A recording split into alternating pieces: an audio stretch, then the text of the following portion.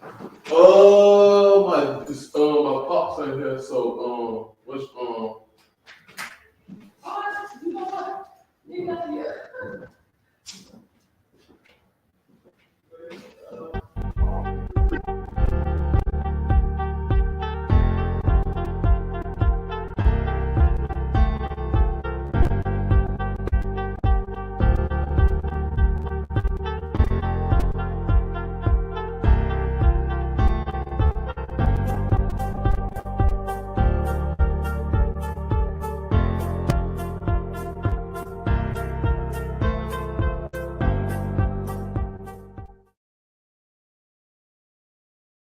The essence of the eternal divine spirit, the one that causes all that exists to exist, the one that is self-existent.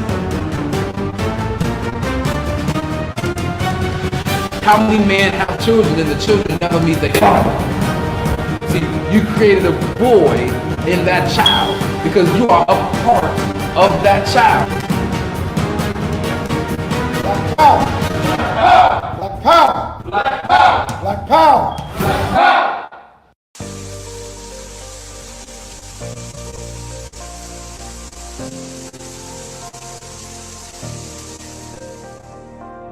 Are you feeling fatigued and can barely make it through the day without some type of caffeine? Are you on a journey of healing your body but need a little help? Then alkaline water is what you really need. Alkaline water has many benefits. Alkaline water can help restore pH balance in the body. Consuming beverages such as soda and coffee can make your body acidic. Did you know that too much acid in your body has been linked to an internet, heart disease, obesity, diabetes, autoimmune disease, chronic pain, and other chronic conditions like gout and arthritis? Those who use alkaline water have reported increased energy levels, clearer skin, reduction in inflammation, better digestion, and many other health benefits. I've used alkaline water for years, and it's been instrumental in sustaining my health when I was diagnosed with sarcoidosis. Are you ready to take responsibility for your body's health? If the answer is yes, then our alkaline water is just what you need. Bring your own bottles. It's only $3 for each gallon. To place an order or for more information, you can reach us at 773-846-3091. Thank you in advance for your support.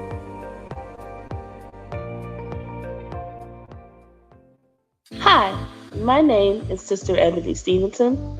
I am your announcer for today. Welcome to the Toma Nation's weekly Sunday worship service from 12 p.m. to 2 p.m. every Sunday at 616 East 71st Street here in Chicago, Illinois, and also live on Facebook. If you would like more information, you can reach us at www.facebook.com/TomaNation2 or give us a call at 773-952-8302.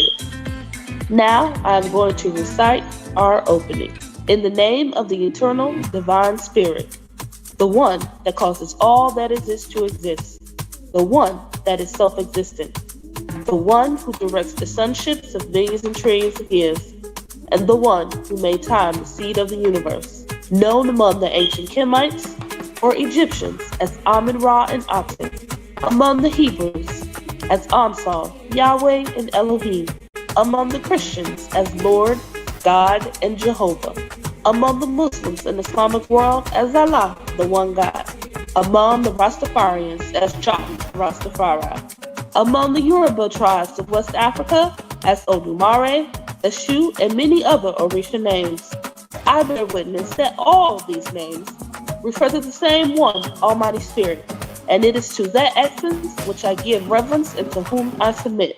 I boldly proclaim that we, the descendants of those black men and women who survived the transatlantic slave trade, are the Lost 13 tribe, born in North America, and are of a Nubian Kemetic lineage. I further proclaim that the blood of all the nations of the earth flows through our veins. I greet you In the ancient but holy words of peace, Hotep, Shalom, Assalamu alaikum, Abaragani, Alafia, and Ashe. Now I am going to recite the 13 points of what we believe and know. Number 1. We believe and know that we are not to repeat the mistakes of the past prophets and messengers of the Almighty Creator of the heavens and earth. Number 2. We believe and know that we can only establish an economic base through the application of the knowledge of self and the incorporation of the ideologies of the Honorable Marcus Garvey, the Honorable Elijah Muhammad, Mahatma Gandhi, and Ben Ami. Number 3. We believe and know that the prophets and messengers of the Holy Bible, the Holy Quran, and the Kemetic Holy Books were all black. Number 4. We believe and know that Jesus Christ of 2,000 years was and is a black man. Number 5. We believe and know that the knowledge of the Almighty Creator goes beyond books written by the prophets and messengers of the Almighty Creator. Number 6. We believe that in order to promote and coordinate unity, we must first recognize and accept the uniqueness of being able to worship our Creator, regardless of religious denomination, name, title, ritual, particular dress, or holy book, as long as it recognizes the Almighty Creator of the heavens, earth, and the universe as supreme. Number 7. We believe and know that it is impossible to tell the truth without exposing the wicked governments of the world. Number 8. We believe and know that the United States government, in collaboration with other European nations, have a now objective to exterminate dark-skinned people of color off the earth through the act of genocide. Number 9. We believe and know that some of the most effective methods that are being used today are AIDS, birth control, alcohol and drug abuse, and domestic violence, systematic elimination of trauma centers, the public school system, and public aid within the Black communities of America and the world. Number 10. We believe and know that the last trick that Satan is playing on us is the dividing of us by our religious differences, religious gangbanging. Number 11. We believe and know that the conflict between the various religions are comparable to the conflict between various street gangs within the inner cities of America. Number 12. We believe and know that the war on drugs and gangs is a diabolical plot to disarm the Black community of weapons, break up the Black family, withdraw our constitutional rights, also kill and incarcerate young Black males under the undercover code name April 2029. And number 13, we believe letter shape, sound, and numerical value contains esoteric information that completely transcends the specific contextual meaning of the word. Our purpose: to bring about the growth of a righteous community in accordance with the laws of the Creator of the universe, under the leadership and guidance of Brother Minister Rahim Quased Aton, to provide solutions to the social and economic ills that plague the communities of urban America. Our goal: to re-educate and retrain youth and young adults to develop positive moral values as an alternative to delinquent behaviors, because you can't rebuild a community and not rebuild the minds of the residents of the community to meet the responsibilities of maintaining the community's image. Our mission: to enhance the economic development of our communities by establishing business, real and personal properties, thereby creating jobs and/or entrepreneurship training programs that will reverse the concept of leaving the community to buying back the community. Our motto: let your light so shine before men that they shall see your good works and glorify your Father which is in heaven. Matthew 5:16. Now we're going to recite our salute to the red, black, and green flag. Everyone put your right fist in the air and repeat after me. Here's to this flag of mine, the red, black, and green. Hopes in its future bright, Africa has seen. Here's to the red of it. Great nations shall know of it. In time to come, red blood shall flow of it. Historians shall write of it. This flag of mine. Here's to the black of it. 400 million depends on it. The red, black, and green of it. Oh, flag of mine. Here's to the green of it. Young men and women shall dream of it. Face shots and shells for it. Maidens shall sing of it, waving so high. Here's to the whole of it. Colors bright and pole of it. Pleased is my soul with it, regardless of what is told of it. Thanks to God for giving it this great flag of mine. Please keep your right fist raised high in the air as we sing our Black National Anthem.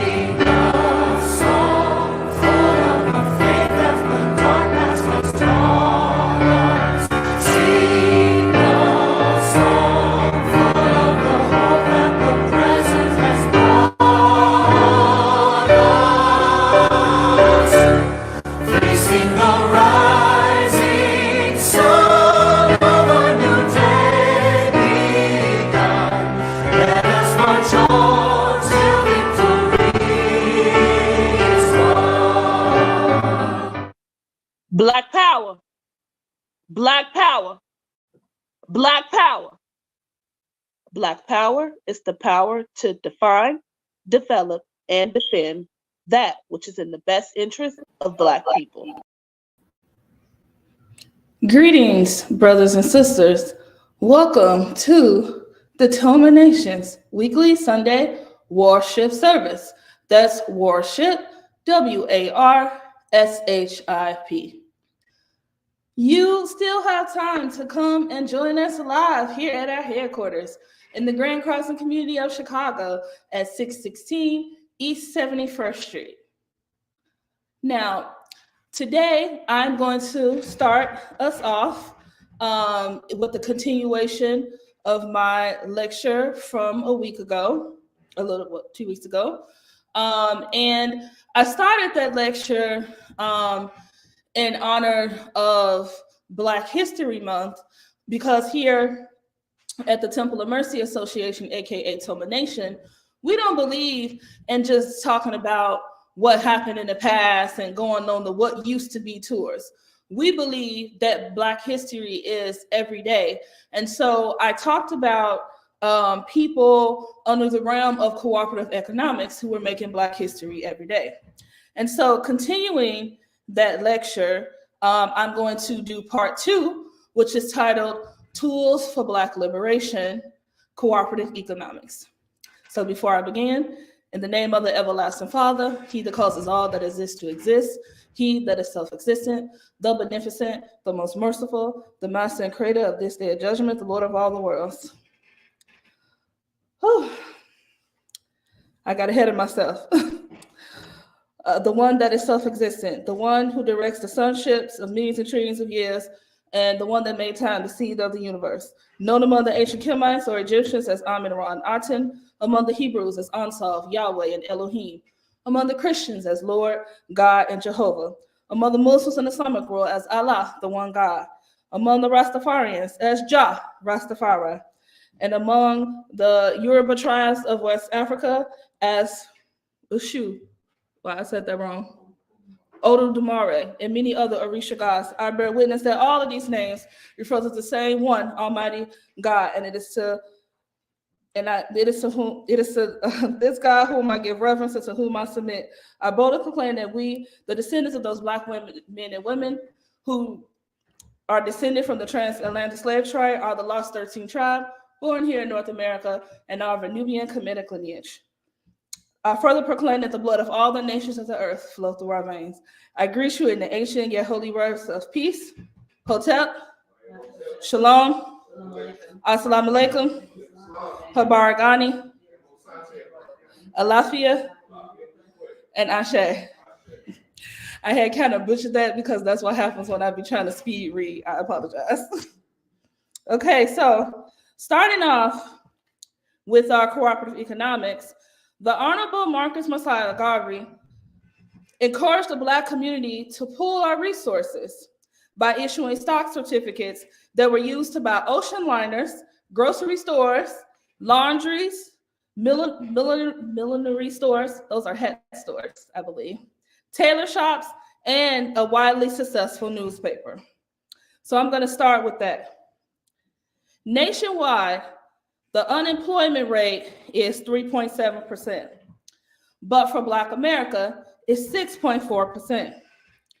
Here at TOMA, we say that when America goes into a recession, Black America goes into a depression. Now, in addition to that, if we look at the statistics for Chicago, the unemployment rate for Chicago is 5.8%, but the unemployment rate for Black Chicago is 14.3%. Now, the most disturbing part of these numbers is that the unemployment rate among Black teenagers across the country is at 40.6% and was as high as 50% last year. That means that 50% of Black teenagers across this country were unemployed. Now you translate that into these numbers talking about in Chicago, like when we talk about, rising rates of violence and rising rates of this, we can truly connect the rising rates of violence to economic depression among Black families, not just here in Chicago, but also in America. Now, the reason that I brought up these statistics is going to become clear later in my lecture. I'm going to read you a little bit from this company called Nielsen. And what they do is they track a lot of data when it comes to consumer spending, and they segment this data by race. Now, it says that Black consumers possess more power and influence in the retail marketplace than ever before, given their growing buying power and population rate. In addition to their especially high engagement with social media activism, all of you armchair activists, and corporate social responsibility, which has been largely shaping industries from the inside out. Now, what that is saying is, Black folk, us as a community, we have hardcore buying power. But do we use that buying power to uplift and liberate our own communities?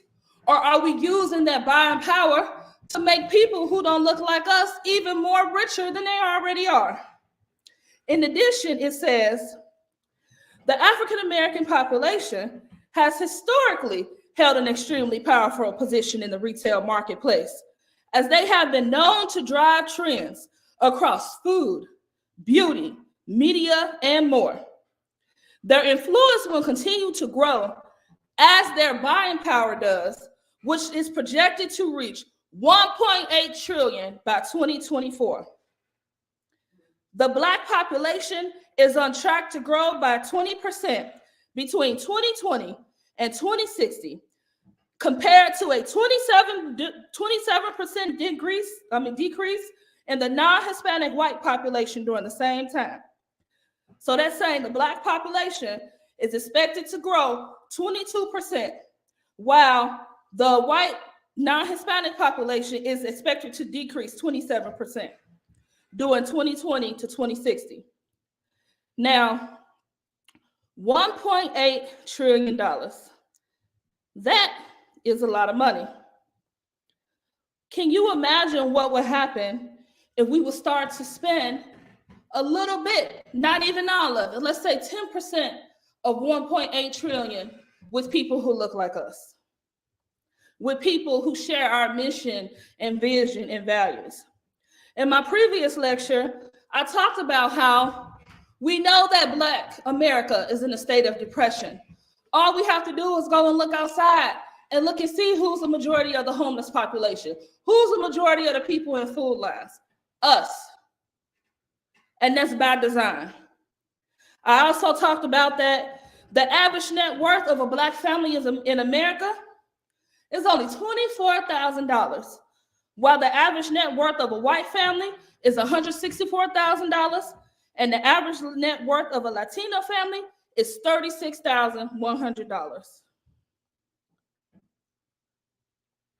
I also highlighted cooperative economic programs that are existing here locally in Chicago. I talked about Gideon 300, a project of the United Black American Progress Association, a self-improvement fund created for Black people with the goal of getting 300 people to invest $300 to start a grocery store or other cooperative economic business to help pool our resources and finally take control and bring our own resources, our own grocery stores, our own stores right here in our own community.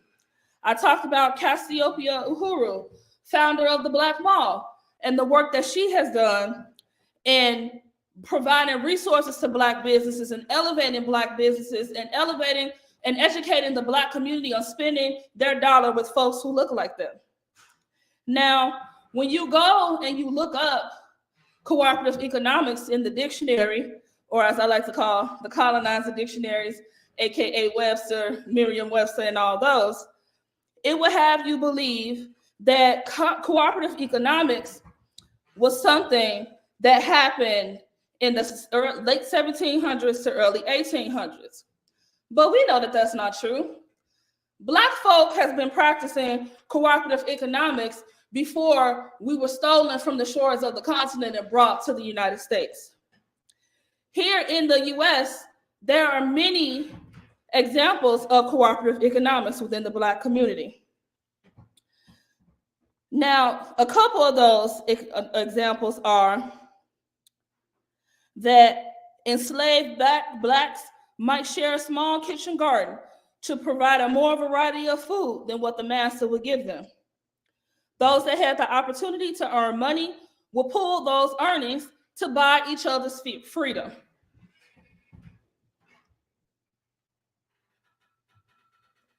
Additionally, as enslaved as well as free Blacks started mutual aid societies through religious and fraternal institutions. Now, one of those who I found was interesting was the North Carolina Mutual Insurance Company. It went on to become one of the largest Black-owned businesses in America, and it was founded in 1898. As more and more became free, the mutual aid societies became larger and covered more services. Eventually, some evolved into mutual insurance companies. Freed African Americans in those early years after the Civil War also pooled money and labor to buy and run a farm or jointly buy farm supplies to reduce costs. Now, cooperative economics activities has also been key when we talk about Black liberation. In 1992, after the uprising in South Central LA, following the police acquittals in the Rodney King case, Food from the Hood, a student-led co-op at Crenshaw High School, started a school garden and gave their produce to their low-income neighbors. They also began to sell their vegetables at farmers markets, and then started a multi-year project to sell salad dressing made from produce grown in their garden. In the 1960s and 70s, members of the Black Panther Party used collective housing and promoted cooperative housing for the community, established cooperative bakeries, and free breakfast programs for children in the community. Many of the widely known thought leaders who promoted political rights for African Americans Also, more quietly and in practice promoted economic cooperation as the way to help Black communities survive racial and economic discrimination. Examples include W.E.B. Du Bois, Ella Jo Baker, John Lewis, and Ralph Page. Now that is just a little bit of the history of cooperatives in America as far as dealing with Black people. I don't have much time, and so I'm going to give us a little bit more information.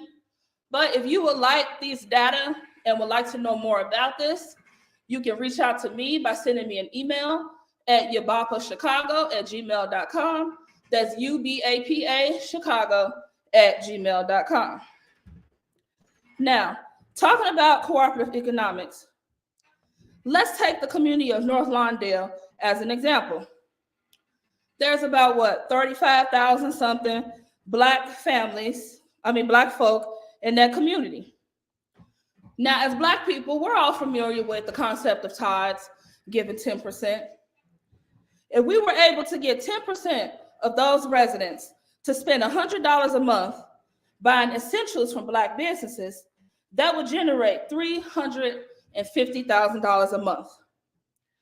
Now, if we link hands with the Black folk in Inglewood, Chatham, Auburn Gresham, Bronzeville, Roseland, Pullman, and West Pullman, and they did the same thing, we would generate almost $3 million, not in a year, but a month. It's things like this that we have got to do in order to start to build our own communities. But see, we got to get out of this mindset of selling out to colonizers for these elections. Cooperative economics is the only way through, and the cooperative economics is the only tool we have for Black liberation. Now, as I said, if you would like more information about this topic, you can reach out to me at ubapachicago@gmail.com. I'm going to bring up the next speaker for today. It is our own co-founder of this great movement, Minister Omari Jahi Aton. Please stand to your feet and give him a round of applause.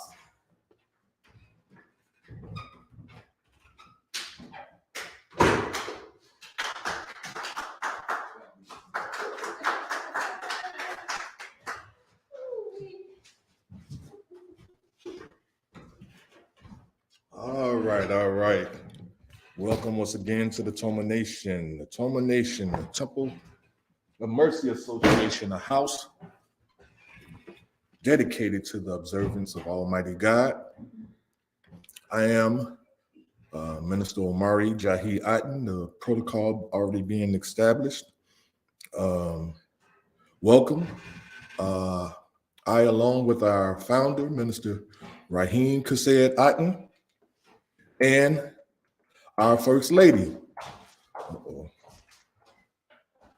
Sister Makita Aisha Aton, are the cornerstones of this great movement.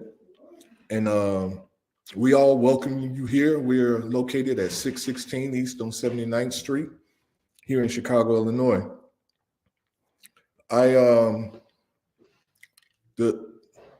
One second, I put a throat lozenge in my throat. It was itchy.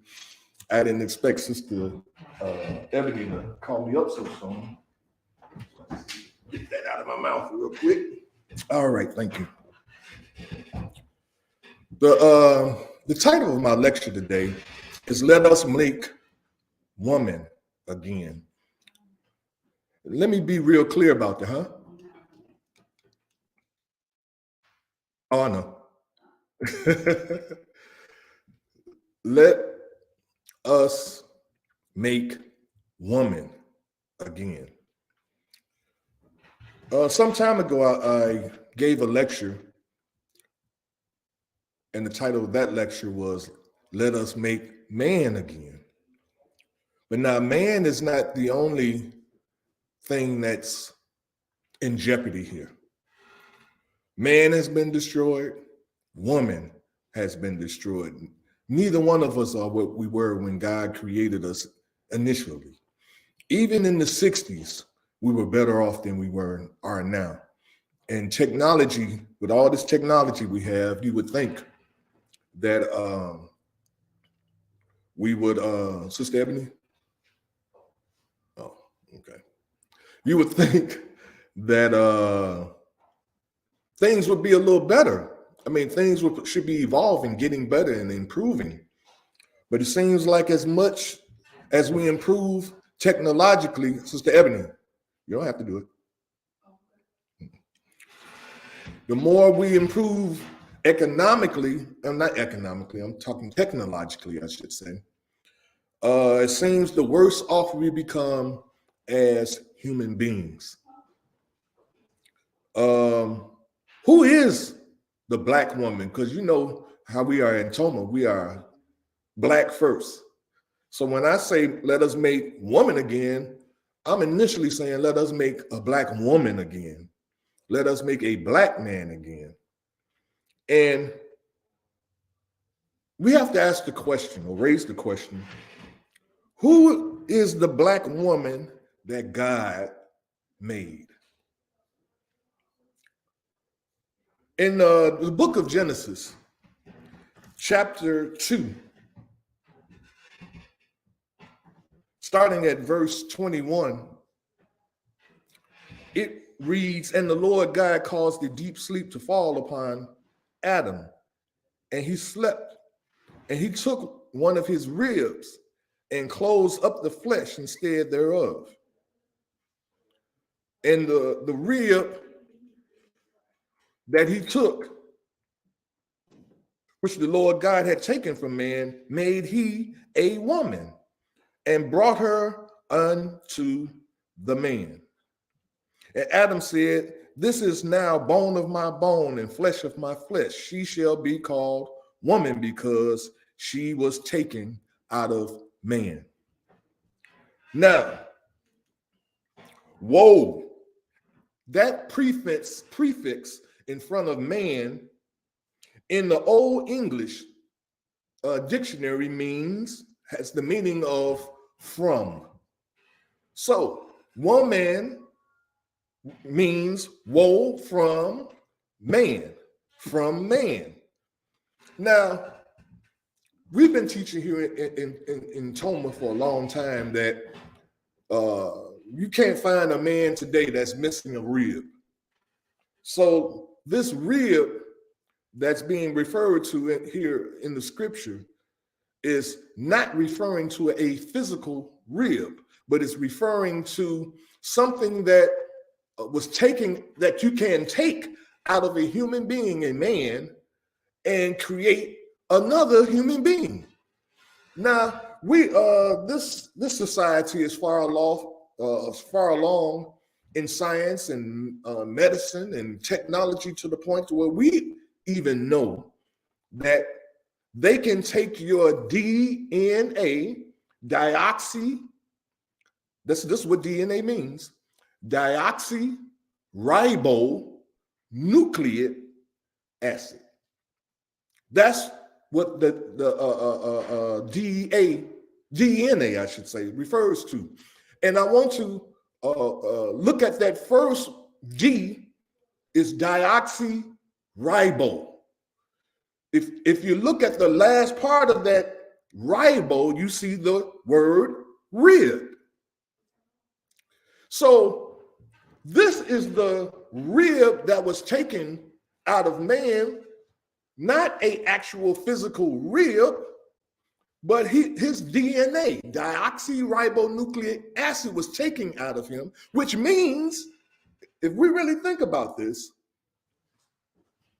God was way ahead of this human race in technology, science, and all of that. So that means God was already doing this stuff way back here in the Bible days, in the time of Genesis. We just not catching up. But God was already doing cloning and creating another human being from another human being. They call it cloning today. But God was doing this then. And he made a woman, which he took out of man and created her. So now, therefore shall a man leave his father and his mother, and shall cleave unto his wife, and they shall be one flesh.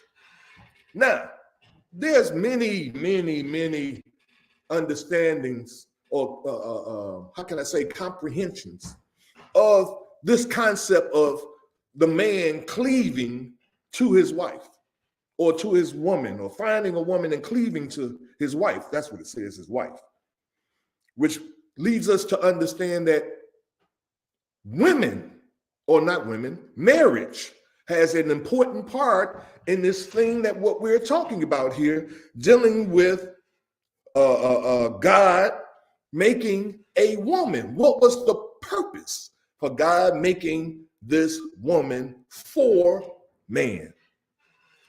Now, was she made for him to be his servant? Not at all, no. And if we draw that conclusion, you are drawing in the wrong conclusion. The woman was not made for a servant. She was made as a helpmeet. What does that mean, brothers and sisters? Someone to help you meet your obligations. Sisters, you know what that's all about, because you're the one that's looking for helpmeets today. You look for your man and you're like, I need somebody to help me what? Meet these bills. I need somebody to help me meet this car note, meet this gas bill, meet this. Y'all follow me? But this is what woman was made for man. But a woman can't help a man do nothing. And the black man today can't do anything because he has been destroyed. Now, I know many of you out there in Facebook land is, the black man don't have no excuse. He has all the opportunities in the world to pull himself up by his bootstraps. I've heard it too many times, and make something out of himself. And that is true. I know I came from a poor family. We didn't have nothing, but you didn't know we were poor. I didn't know we were poor. I had no idea. I thought I considered us just an average family, but we was poor. My father was a janitor. You know what I'm saying? He was bringing stuff home that white folks was throwing out in the garbage, and we had it in our house, and we thought we was up. We was doing something. So I understand the concept of pulling yourself up by your bootstraps. But now, again, this lecture today is not about the black man, but we're going to get on the black man because there's a lot to say and not to talk about and discuss about what needs to be done to bring the black man back to the status that he is supposed to be on. But today's conversation and lecture is on the black woman. What do we need to do to bring her where she needs to be? And so in the scripture, it says, whosoever findeth a wife findeth a good thing and obtain favor with the Lord. Now I'm going somewhere, y'all just follow me. Now, remember I said marriage is the key ingredient to what we're talking about today. Marriage takes two individuals and it creates a single entity. Now, we've all heard people say, yes, you bring your 50% and the other person brings their 50 and they put it together and you become 100. That is inaccurate, totally inaccurate. You should not bring your half-baked self into a relationship. If you ain't 100%, you don't deserve to be in no relationship. Because that means you just half cooked. You still got 50% to go before you are mentally, physically, and spiritually in a position to be able to deal with merging two human beings into one. We do it at 50%. This is why we have the challenge that the male and the female are fighting each other for power. It's a power struggle. Because, you know, I know you all know this about mergers, of people that merges companies. Whoever has 51% of the profit margin, not the profit margin, what is it, the stock? 50% of the 51% of the stock, that person runs the company. Or that company is the mother company of the company. You know, if you have two companies come together, I know my wife, she works for a company. I shouldn't say who she works for, but she works for a company, and they merged with another health company. And so whichever company had the majority of the stock dominated, or so that merger, the other company had to change their name into that company. So it's the same in a relationship, or in a marriage, I should say. We should stop talking about relationships, because relationships, if they're not leading to marriage, then relationships are nothing but things that people are doing just for pleasure. You know, you kick it with your friends, and you have friendship relationships. That's just for fun. You say, have somebody to kick it with or whatever. But we're not talking about just kicking it. We're talking about merging two lives into one, and then creating a third life out of that, that merger, I should say. So now look at this. It says here, now this is in the 1 Corinthians in the Holy Bible, chapter 11, starting at verse 8. And it says, for the man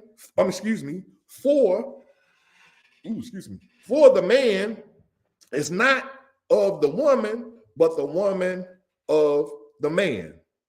Neither was the man created from the woman, but the woman for the man. Now, the woman was created for the man. Again, we already know it. To help him meet his obligation, his destiny, or whatever. But what is a man? Now, you all aren't here, so y'all can't see this. Turn this around a little bit. I have a slide on the television screen. See, this is one of the advantages of being in person, so you can see what's going on. So you all in Facebook land and YouTube and everything, all y'all can see is me, but you won't be able to see the television. But the man is a human being of either sex. Either sex. Now, what does that mean? He's a morphodite? That's kind of what it sounds like, right? No, that's not what I'm saying. Each human cell contains 23 pairs of chromosomes that carry DNA with their nucleus. The X and the Y chromosomes, commonly referred to as the sex chromosomes, are one such pairs. So that the man, see, some of us don't know this, and some of us do. And if you already know this, I apologize, because I'm just probably repeating for you. But for those who may not know, because this stuff is not being taught anymore. Males,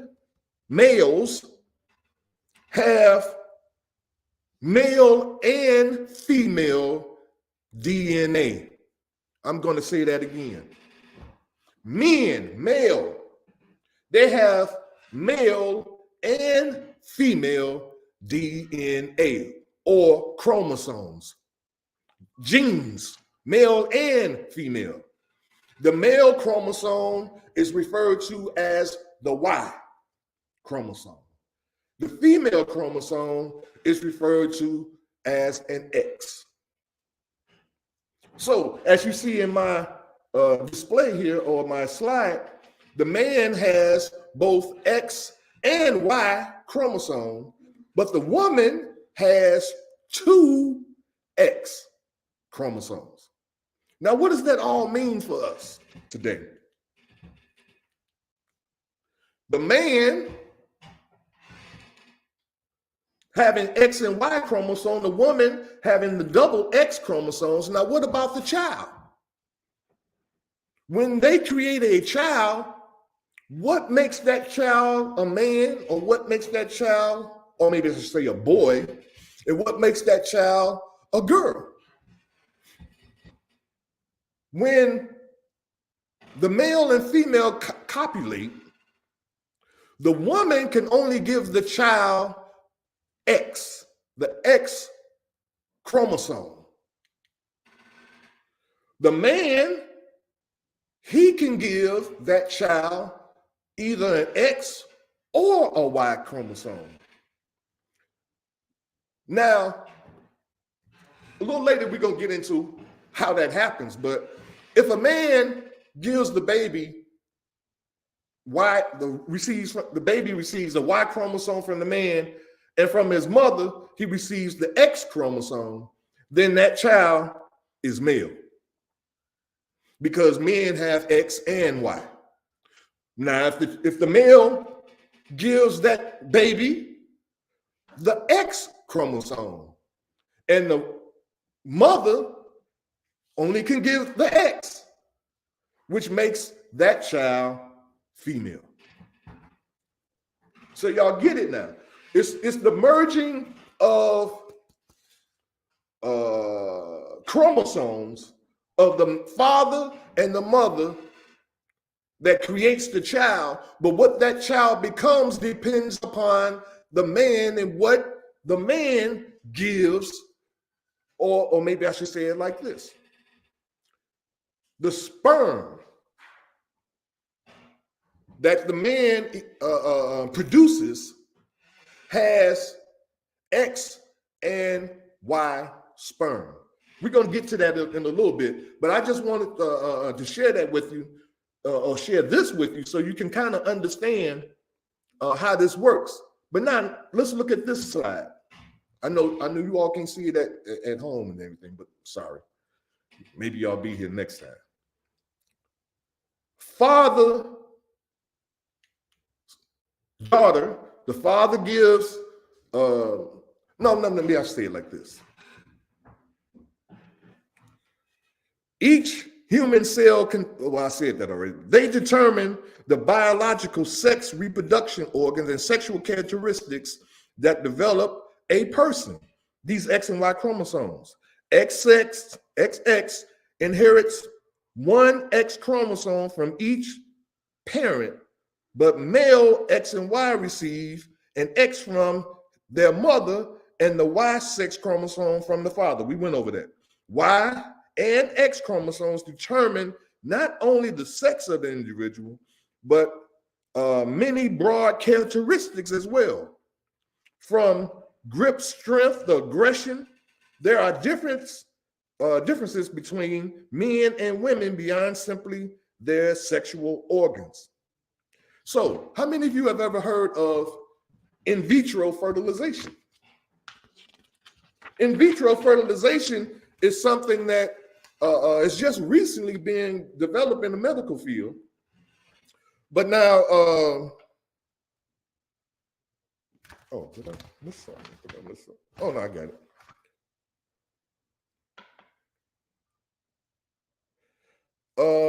In vitro fertilization is how they've developed a way to artificially impregnate a woman in a laboratory. And then what they do is they take the semen from the male, and also, check this out, in this in vitro fertilization, they can pinpoint, or maybe I should say, they can determine whether your child would be male or female. This is just how scientific this has become now. So if you want a female child, they know how to extract from the male's semen only the X sperm and then inject that into the egg, fertilizing that egg with the X sperm from the male, producing only a female, because the female only produces X chromosomes. So now when you get X and X, it produces a female. So why am I saying all this? Because we have to make a righteous man and woman again. We have to make man. We have to make a woman, meaning that we have to give birth to them and we have to raise them. But in order to do such, we have to go back to basics. We have to go back to the old school way of doing things. We have many of these new age parents have rejected all of the old school mechanisms, methods, ideologies, all of that and everything. They call it new wave now, new school, all of this. You know, look, we have to go back to basics. Listen to this. The X chromosome a woman inherits from her mother is like any other chromosome, a random mix of genes from both her mother's X's and so with the two X's. Let me be clear about that. See, a female inherits a mixture of the two X chromosomes that the women have. Now, one chromosome comes from the mother. The other X chromosome came from her father.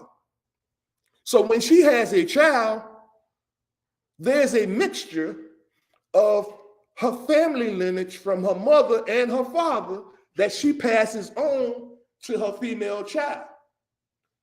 Now, the father, he doesn't have a mixture of chromosomes. He only has the X chromosome that he received from his mother that he gives to his daughter. So now let me show you this, why male children cling more to their mothers and female children cling more to their father. It deals with the chromosomes again.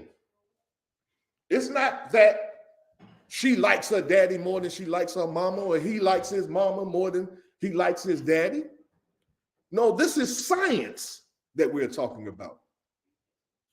And because of the chromosomes that the daughter received from her father, this gives her that connection with her father. And now check this out though. In opposite, the X that the son receives from his mother, this is what gives him his intellect. I know you all didn't know this, but intellect comes from the mother. Oh, Brother Minister, you dogging me and you're saying we stupid? No, I'm not saying men are stupid. I'm just saying this is how God set it up. That the woman in her X chromosome has the intellectual germ inside of that X chromosome that when she gives that to her son, now understand this, that there's a natural connection between mother and son, just like there's a natural connection between father and daughter. And so when the father gives his daughter that X chromosome, she naturally has a connection with him. Now, what if the father is missing? He was a sperm donor and hasn't been seen since. Then what happens to that daughter when she does not have a connection with that father? I'm gonna let you think about that. And then you want to understand something too. Now think about this, because a lot of people may not understand why God set things up the way that he did. Why is it that the woman has to take the man's name, and when the daughter gets married, even though she is connected to her father, but when she gets married, she has to take the name of her husband? Why is that? Well, the man's gene, the Y chromosome, and well, I should say his X and Y chromosome are dominant when they're combined to make a child.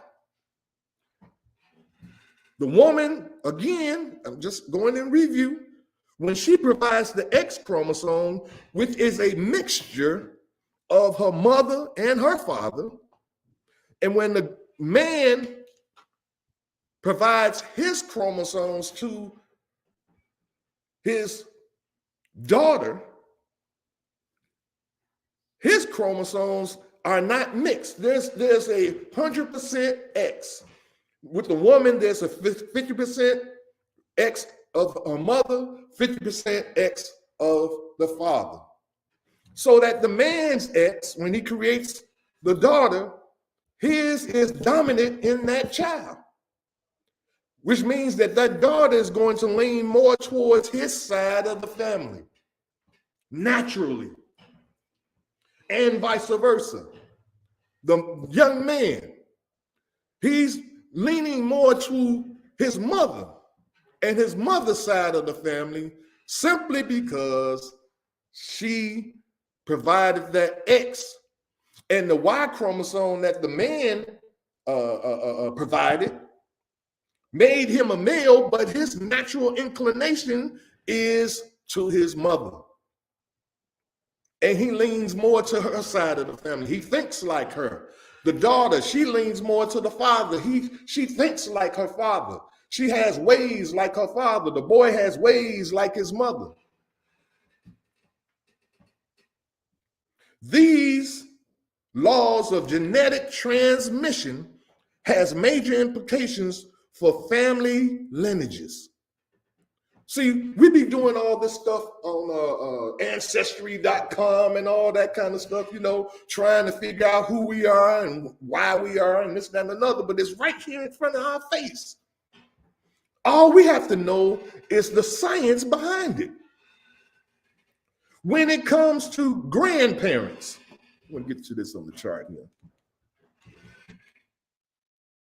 There we go. When we get to grandparents, the daughter leans more to the father's mother than she does the mother's mother. Why is that? And that, y'all just check this out. I mean, check it out with yourself. If you've been married. If you haven't been married, you don't know what I'm talking about. I'm just speaking Chinese to you. You have no clue. But your children, the male leans more to the mother's mother than the father's.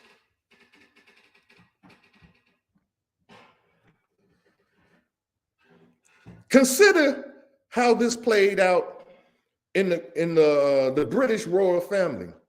The late Diana, Princess of Wales, will be more closely related to any daughter born to William and Kate than will Kate's parents, thanks to William's passing on his single X from her. So now, I got about 30 more minutes, and I want to, because now we need to know, can we or do we have the opportunity or the ways or means in order to determine when we have children, what kind of child will we have? If you Like, give you an example. My mother and father, well, no, my father, he told me this. He said that when him and my mother got married, he wanted a boy first, then he wanted a girl, and that was it. And so I'm like, I mean, how do you do that?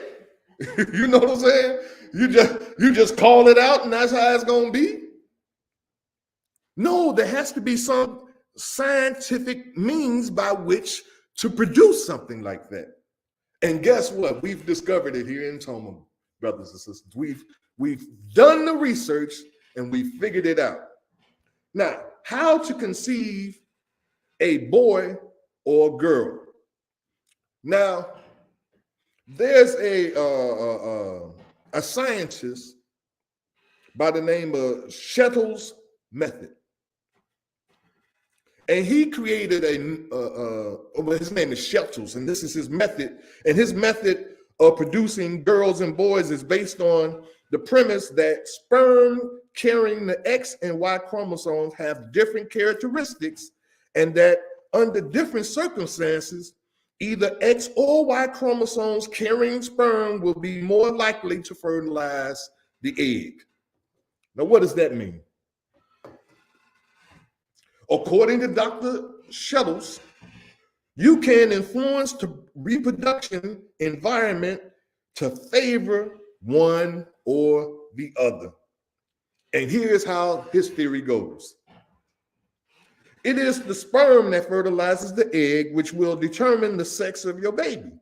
Sperm that carries the X chromosome will make a girl, and sperm carrying the Y chromosome will make a boy. Now, the X chromosome carrying sperm, as we said before, that X chromosome is much smaller. I mean, that sperm, I should say. The Y sperm is much smaller than the X sperm. If you look at the slide here, you'll see there are some big sperms, and then there are some real smaller sperms. Now, what he is saying here is that the Y chromosomes are faster and smaller than the X chromosomes carrying sperm. They die faster than the X chromosome carrying sperm. And the X chromosome carrying sperms are said to be slower than the Y chromosome, but better able to withstand the acid vaginal environment before the fertile cervical fluid is produced. So what is that saying?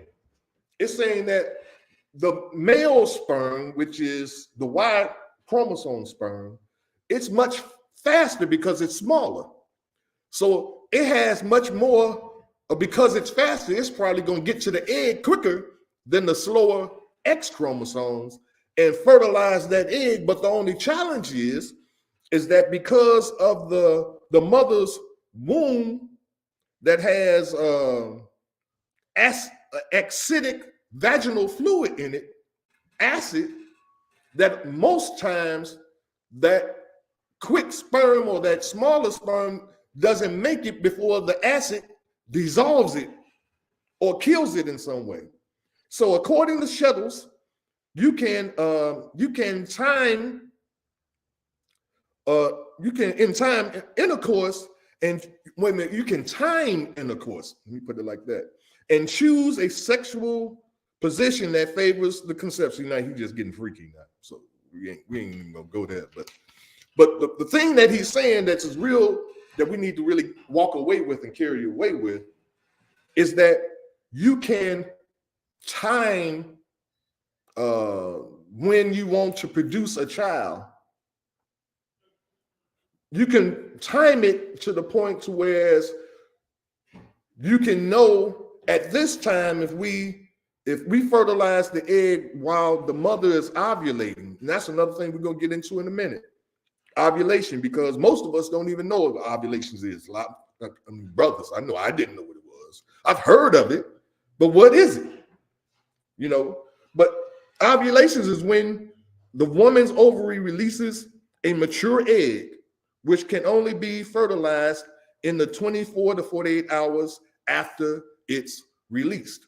So that means if a woman's body releases an egg, it releases a fertilized egg at a certain time every month, if you can clock that time when her body releases that egg, then you can go 2 days before and have sexual intercourse.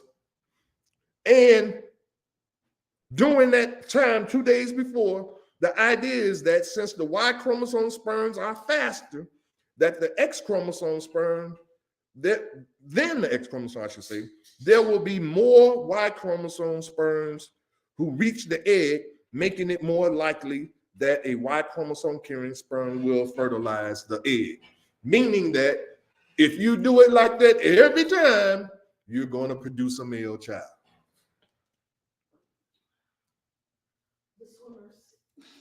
Hey, them swimmers, boy, they got a challenge on their hand, though. You see, it's almost like the tortoise and the hare, if you really think about it. You remember the tortoise was slow pace, took his time. Even for the brothers, some brothers know this about the old bull and the young bull. I know, sister, y'all don't know nothing about that, but that's a story that men tell other men. Oh. The old bull and the young bull on the hill, you know what I'm saying? But I ain't gonna go into it. Anyway, it's the same concept because those X chromosome sperms are much bigger and slower. So they're taking their little time getting to the egg while those Y chromosomes are fast and they smaller, you know, but they burn themselves out sometimes before they get there. But this concept that this guy has, Dr. Shettles, is that 2 days before the release of the egg, if you have intercourse, that child will be a male child. It says abstain from intercourse for 4 to 5 days prior to ovulation. See, it's a formula. This is all I've been talking about forever. Everything has a formula. Everything has a recipe to it, a process. Back in the day, our parents was having 10, 15 children. How were they doing it? I know it was less stressful. I mean, we had stress back then, but believe it or not, it ain't what we dealing with today, because we're not only dealing with stress today, we dealing with some serious health issues. We dealing with some serious mental conditions and emotional issues. All of that, all in one. So now, how can you tell? Well, sisters might know this, but I'm saying this for the brothers, just in case there's some brothers listening. How will you know when your wife is ovulating? You probably won't, but she gonna have to tell you. It says you might notice symptoms like an increased sex drive, breast tenderness, bloating, cramps, and light spotting. These are indicators that she is about to ovulate. Ovulating meaning what? Releasing a fertilized egg. Now, having intercourse that are, oh, well, no, I ain't gonna read all that. This man, this is a nasty dude. I ain't gonna even lie. He talking about positions that you should do it in order to do. I ain't finna go all that. No. Now, what about a girl? If you want to conceive a girl, how do you go about it? Because, and this is good now, because we're talking about we want to make a woman again. We want to make a man again, right? We ain't talking about just making kids and letting the world raise them. We're not talking about having no niggas. No, we don't want no niggas or niggerettes. We want a man and a woman. It says have intercourse 2 to 3 days before ovulation. Now, for the boy, what it says, 24 hours to 48 hours. Now, why does it say, well, it's going to go into it, before ovulation, and avoid intercourse just before ovulation until 2 days after ovulation. So that means if you want to have a girl, you can have intercourse 2 to 3 days before or 2 days after. Why? It says, and when you have, the idea is that when you have sex a few days before ovulation, only the X chromosome, the girl's sperm, will be left in the female's reproduction tract, waiting to fertilize the egg when it is released.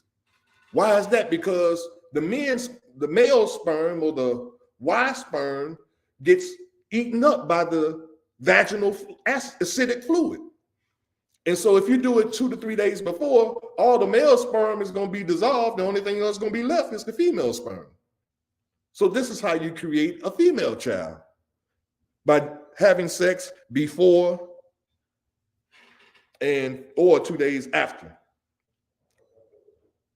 Now he go into another position. He talking about, boy, these some nasty people.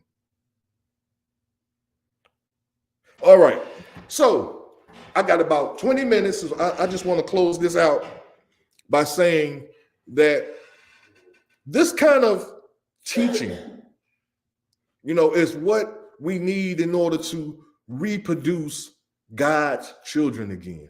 That's what they used to teach children the most often time. If this used to be in school, what you understand what I'm saying to you? They took this out of school. They took home economics out of school. Wood shop, body shop, all these different trades. They took these things out of school, not because, I can only say that their reasoning was they didn't have the money for it. But we want to make man let me be even more clear. We want to make the black man and the black woman again. The scriptures say, know thyself, and to thyself be true. Know who you are.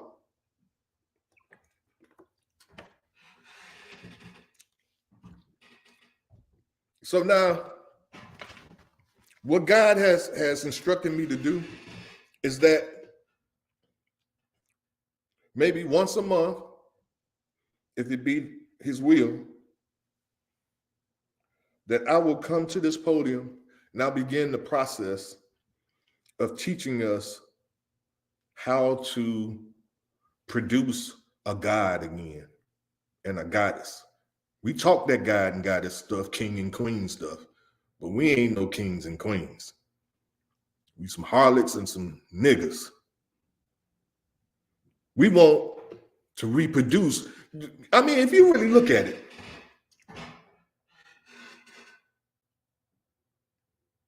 when we were doing what they're saying here, we were producing people like Malcolm X, Martin Luther King, Harriet Tubman.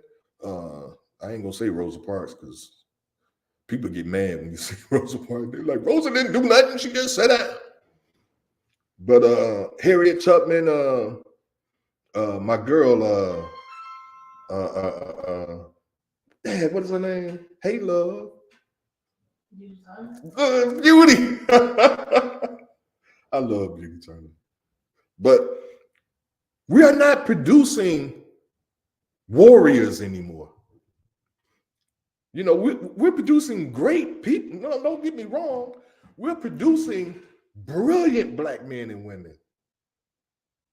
But the brilliance of our young black men and women is that they fit inside of a system. They're brilliant inside of the system. You see what I'm saying? No, there aren't many, if there aren't any, that are using their brilliance outside of the system, or as we like to say, thinking outside of the box. It's okay to be brilliant and smart, but who you bringing brilliant and smart for? That's what we really need to be looking at. If you go to Morehouse and Stanford, Howard, and all these different universities, and you get a degree in this and that and another, and you come out looking for a way, and your mentality is, I've done all this so that I can make a lot of money and take care of my family and be successful. Back in the day, the reasoning for having stuff like this was so that we can free our people. And it's the white man's definition of success. And we've bought into it. You see, just like we buy into these puppetitions. You know, we buy into their crap every 4 years. They sing their song and we go to the store and buy it. You know.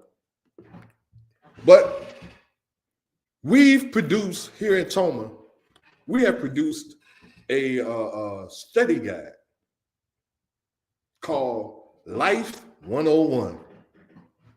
And it's a study guide that's going to teach us about life. You know, they say, well, there's no book about motherhood or being a father. There's no book that you can buy, you know, that's going to teach you about how to be a good husband or how to be a good wife or this and that and another. They got tons of people's opinions out here, you know. But this book that we created, I want to read to you before I get out of here. The preface. And it says, it has always been my belief that everything that we learn in our lifetime is connected one to the other to create an image or a picture of an entirely new reality. I'm going to read that again. Hopefully it sinks in. It has always been my belief, our belief, that everything that we learn in our lifetime is connected one to the other to create an image or a picture of an entirely new reality. Many times, we do not make these connections and we pass on or we transition without ever making our contribution to extend life. I first came into the knowledge, now this is me personally, it says, I first came into the knowledge of this my second year of high school when I was introduced to music theory. This was so fascinating to me because not only did I learn and get a better understanding of music, but I also received a greater understanding of math, science, and history through this one subject. This led me to wonder if there were other disciplines that carry the same results. Later in music theory, I further learned that there was a distinct pattern to major and minor scales. And if that pattern was applied, starting with any note in music, you will create the type of scale that the pattern represents. And see, and this is how you produce a C major scale, an F major scale, a G major scale. All you have to do is provide the pattern of a major scale, no matter what note you start on. And let me give you that pattern. Some people might want to try this. So if you have a piano at home, the pattern for a major scale is whole step, half step, whole step, half step. So it's 2 whole steps, a half step, 3 whole steps, a half step, 2 whole steps, half step, 3 whole steps, half step. Now, what is a whole step? If you at a piano and you put your finger on a white key, as you go up, you see a black key.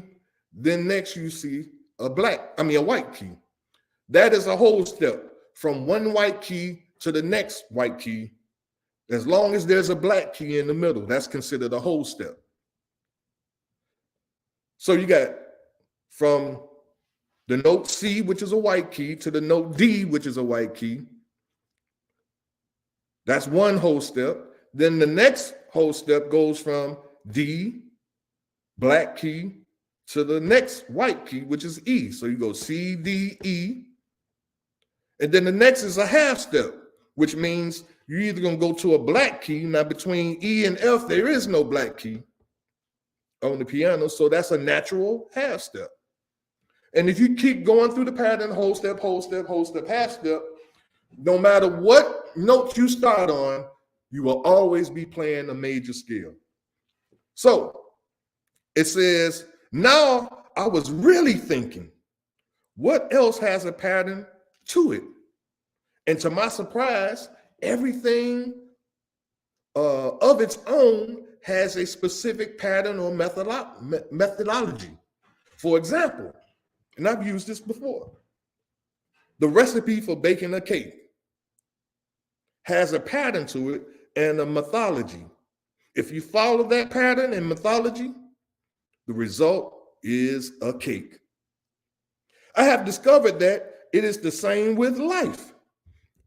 This is not taught to us in school as a subject, but it is broken down into many subjects where we must put the many pieces together in order to receive the larger picture, which from that picture, you may discover its pattern.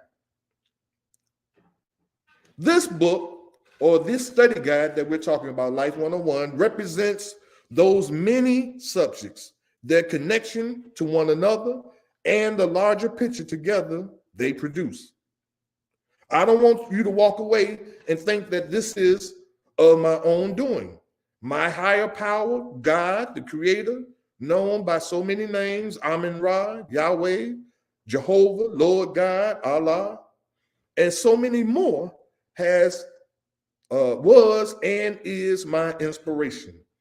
He has inspired every word that you will read in this study guide, and I take no credit for it at all.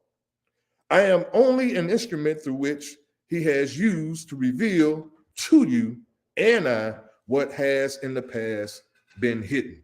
Life 101. Now, the first chapter of this study guide is entitled The Purpose of Life. The main thing that we need to understand as men and women, more specifically Black men and women, what is your purpose? Why are you here? Why did God create you? Be on the lookout, brothers and sisters.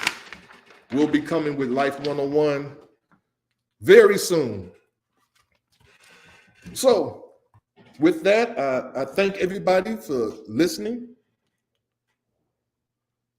And I hope something that you received today has opened your mind to do a little research. I mean, you shouldn't just take everything I say or anybody says for granted. Do your due diligence. Yeah. I mean, research it and check it out. You can get a whole lot of stuff out of this.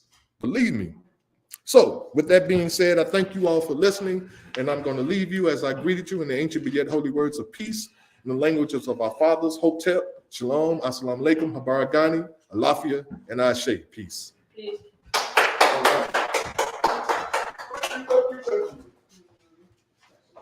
You got any questions? Oh, wait. Okay. Question? Yeah. Quick question. So,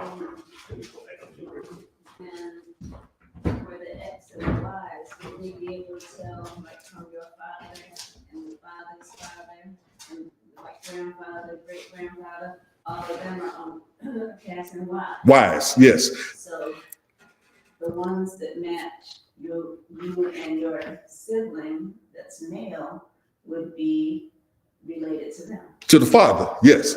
This is why also in the Bible, if you notice, when they talk about lineage, they always use the father. Okay. Because it's the father that actually passes down the lineage, from father to son. And this is why the daughter takes on the man's name, because it's the male who's supposed to be following God. You see what I'm saying? And in following God, the way he set it up, that's how it's supposed to go. So when he passes his chromosomes down to his son, and his son passes it down to his son, or even if he passes it down to his daughter, because think about this.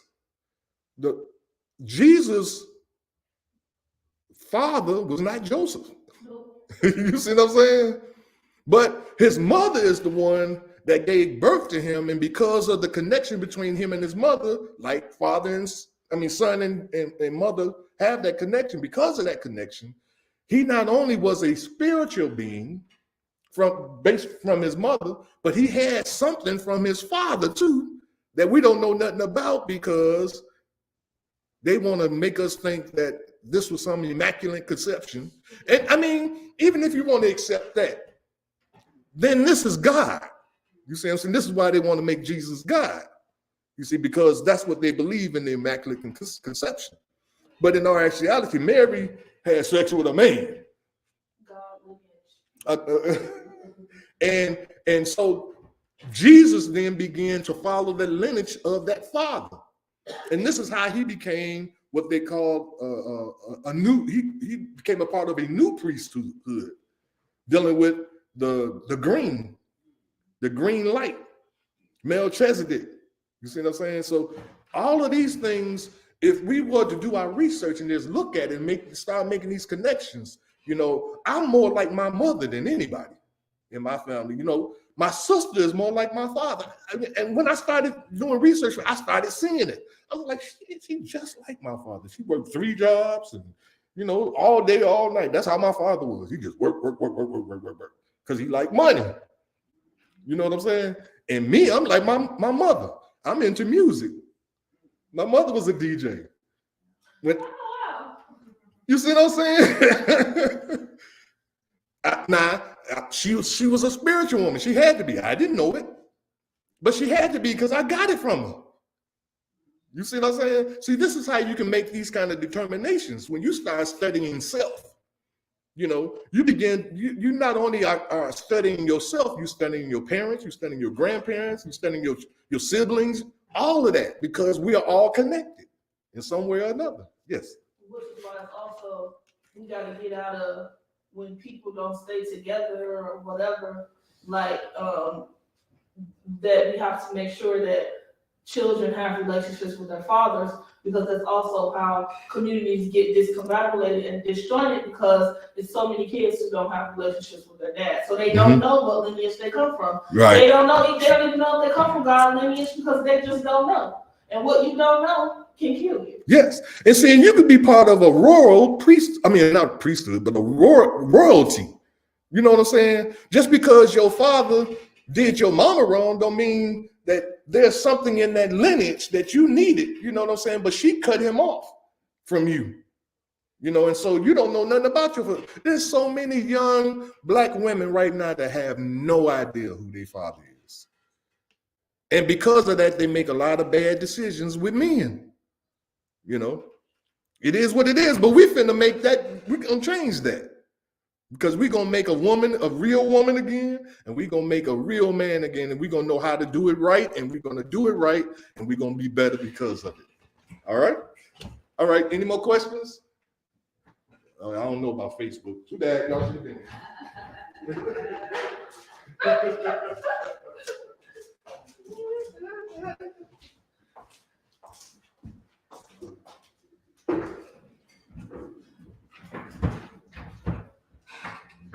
Wow, that was a very powerful lecture. I learned so much. I felt like I was in a college class and I needed to be taking some notes in a notebook or something on a laptop. I got so much to go back and read from that lecture. Thank you so much, Minister Omari.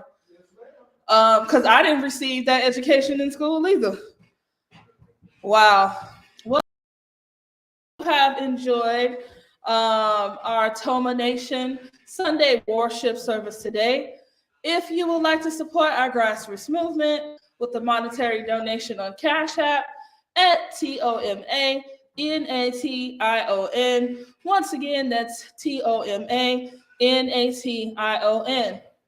We invite you to join us here each and every Sunday, live in person at 616 East 71st Street.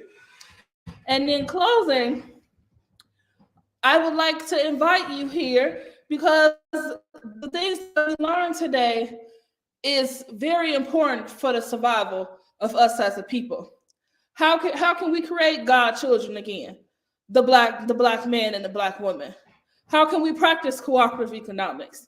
How can we get out of this mindset that we need to go sell ourselves for money in these elections, or we need to go beg people in order to survive, and we don't? Everything that we need to create a Black nation is already within us, instilled by the Creator.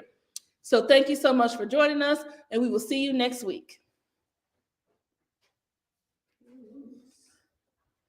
In the essence of the eternal divine spirit, the one that causes all that exists to exist, the one that is self-existent. How many men have children and the children never meet their father? See, you created a void in that child because you are a part of that child. Black power! Black power! Black power! Black power! Black power!